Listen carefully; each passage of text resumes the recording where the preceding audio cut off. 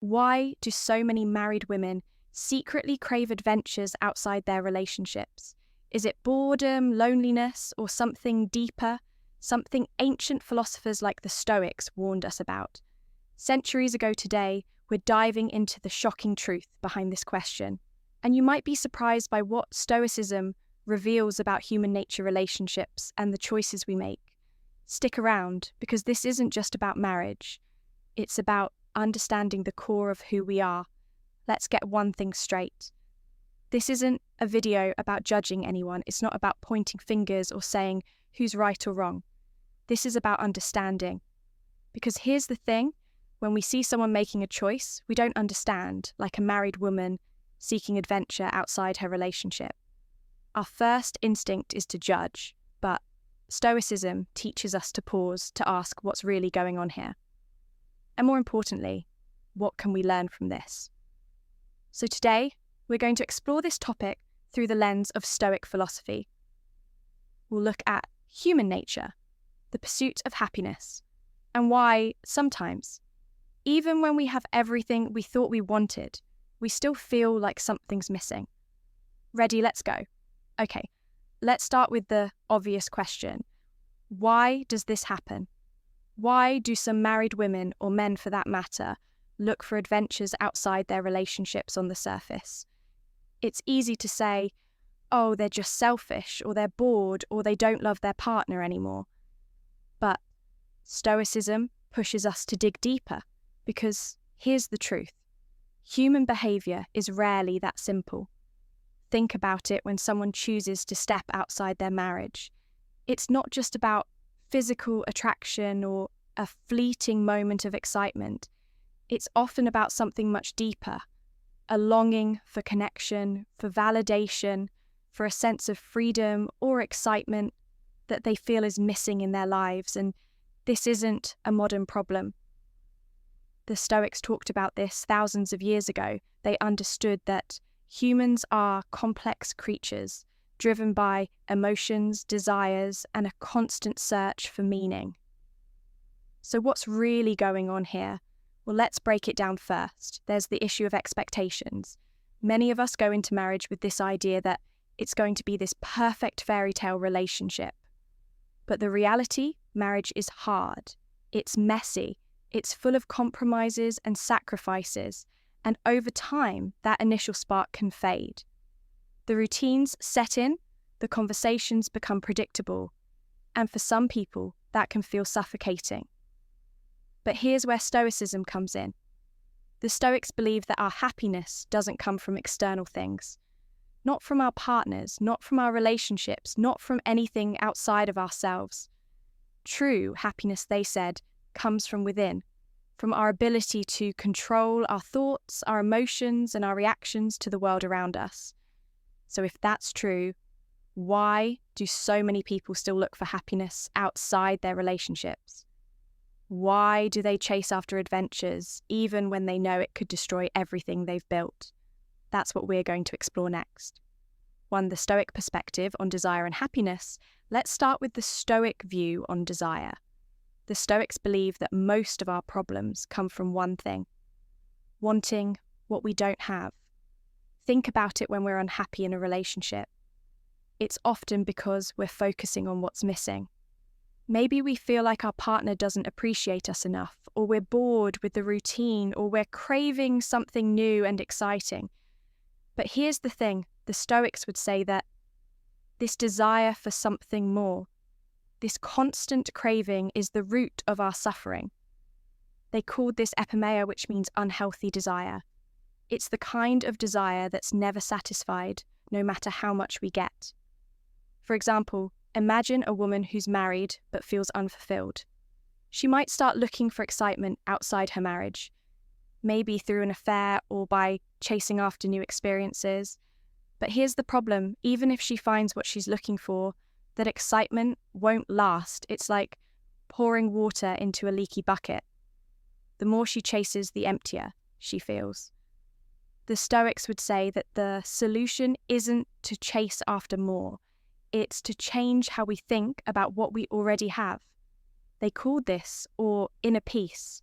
It's about finding contentment within ourselves rather than relying on external things to make us happy.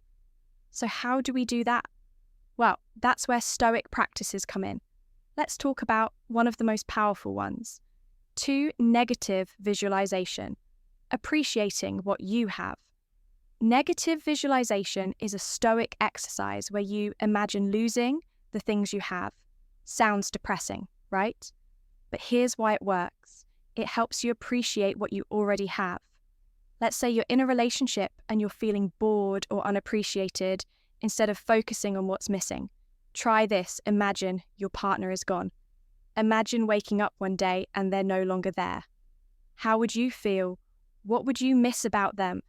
This exercise isn't of the most powerful Stoic concepts, amorati or loving your fate. The idea is simple. Instead of resisting what happens to us, we should embrace it instead of wishing things were different. We should accept them as they are. Let's go back to our example. Imagine a woman who's unhappy in her marriage. She's tempted to seek adventure outside her relationship, but instead, she chooses to embrace her situation. She says, "This is my life. This is my marriage. And instead of running away from it, I'm going to make the best of it." This doesn't mean she has to stay in a toxic or abusive relationship, but it does mean taking responsibility for her own happiness. It means finding joy in the present moment, rather than constantly chasing after something better. For example, there's a story about the Stoic philosopher Zeno. He was a wealthy merchant, but he lost everything in a shipwreck instead of despairing. He said, "Fortune has done me a favour. Now I can focus on philosophy." And he went on to become one of the greatest Stoic teachers of all time. So if you're feeling stuck in your relationship, try this instead of focusing on what's missing. Focus on what you can do to make it better. Instead of wishing things were different, embrace them as they are, because when you stop resisting your fate, that's when you'll find true freedom. Here's the hard truth. No, relationship can make you happy if you're not happy with yourself first. The Stoics knew this. They understood that the key to a fulfilling life and a fulfilling relationship isn't about finding the perfect partner or chasing after endless adventures. It's about finding peace within yourself, about accepting what you can't control and focusing on what you can. So if you're feeling stuck in your relationship, or if you're tempted to seek happiness outside of it, ask yourself this: what am I really looking for? Is it excitement, validation, freedom? And then ask, can I find that within myself? Because here's the thing, when you stop looking for someone else to complete you, that's when you'll truly be free. At the end of the day, the choices we make, whether it's staying faithful in a marriage or seeking adventure outside of it, come down to one thing: our ability to understand and control our own desires. Stoicism teaches us that we can't control what happens to us, but we can control how we respond, and that's where true power lies. So if you take one thing away from this video, let it be: this happiness isn't something you find outside of yourself, it's something you create within. And when you understand that, you'll see your relationships and your life in a whole new way. If this video made you think, hit that subscribe button, because understanding ourselves is a journey, and I'll be here to help you every step of the. About being morbid, it's about shifting your perspective. When we take things for granted, we stop appreciating them, but when we imagine losing them, we suddenly realize how much they mean to us. For example, there's a story about the Roman philosopher Seneca. He was one of the wealthiest men in Rome, but he practiced negative visualization every day. He would imagine losing his wealth, his status, even his family, and by doing this, he learned to appreciate what he had rather than constantly craving more. So if you're feeling unfulfilled in your relationship, try this exercise. Imagine your partner is gone. What would you miss? What would you regret not saying or doing? Sometimes the key to happiness isn't getting more, it's appreciating what you already have. 3. the role of external validation. Now let's talk about something that drives a lot of people to seek adventures outside their relationships, the need for external validation. Here's the truth. We all want to feel valued. We want to feel seen, appreciated, and desired. And when we don't get that in our relationships, it's easy to start looking for it elsewhere. But here's the problem. Relying on external validation is like building your house on sand. It's unstable because no matter how much praise or attention you get, it's never enough. You'll always want more. The Stoics had a term for this pro or mindfulness. They believe that true self-worth comes from within. It's about knowing your own value regardless of what others think. For example, imagine a woman who's married but feels invisible. Her husband doesn't compliment her anymore, and she starts to feel like she's lost her spark. So she starts seeking attention from other men. Maybe she flirts at work or she joins a dating app, and for a while it feels good. She feels desired again. But here's the thing, that feeling won't last because deep down she's still looking for someone else to validate her, and until she learns to validate herself, she'll always be chasing that feeling. So how do we break this cycle? Well, that's where Stoic self-discipline comes in. Let's talk about that next for self-discipline and the power of choice. One of the core principles of Stoicism is self-discipline. The Stoics believe that we can't control what happens to us, but we can control how we respond. And that's where our power lies. Let's go back to our example. Imagine a woman who's tempted to seek adventure outside her marriage. She's feeling lonely, unappreciated, and bored. And then she meets someone who makes her feel alive again. At this moment, she has a choice she can give into her desires, or she can pause and ask herself, is this really what I want, or am I just trying to fill a void? This is where Stoic self-discipline comes in. It's about recognizing your impulses but not letting them control you. It's about making choices based on your values, not your emotions. For example, the Stoic philosopher Epictetus was born a slave, but he became one of the most respected teachers of his time. How, by practicing self-discipline, he believed that true freedom comes from mastering your own mind.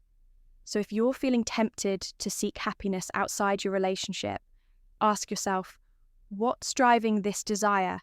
Is it a need for validation, a fear of missing out, or something else? And then make a choice based on what you truly value, not just what feels good in the moment. 5. The role of society and modern pressures. Now, let's talk about something that makes all of this even harder. Modern society. We live in a world that's constantly telling us to want more money, more success, more excitement, and relationships are no exception. We're bombarded with images of perfect couples, fairy tale romances, and endless adventures. And when our own relationships don't measure up, it's easy to feel like we're missing out. But here's the thing, the Stoics would say that this is all an illusion. They called it fantasia or false impressions. It's the idea that we're constantly being tricked by our own perceptions. For example, think about social media. We see these curated highlight reels of other people's lives, and we start to compare. We think, why isn't my relationship like that? But here's the truth. What you're seeing isn't real. It's a carefully crafted image designed to make you feel like you're missing out. So how do we break free from this? Well, the Stoics would say, focus on what's real. Focus on your own life, your own values, and your own relationships. Don't let society's expectations dictate your happiness.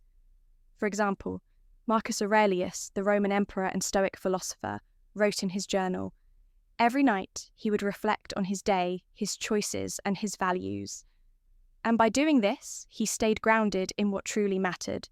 So if you're feeling pressured by society's expectations, try this. Take a step back. Ask yourself, what do I really want? not what society tells me to want, but what truly matters to me. And then focus on that. 6, the power of amore, fati, loving your fate. Finally, let's talk about 1,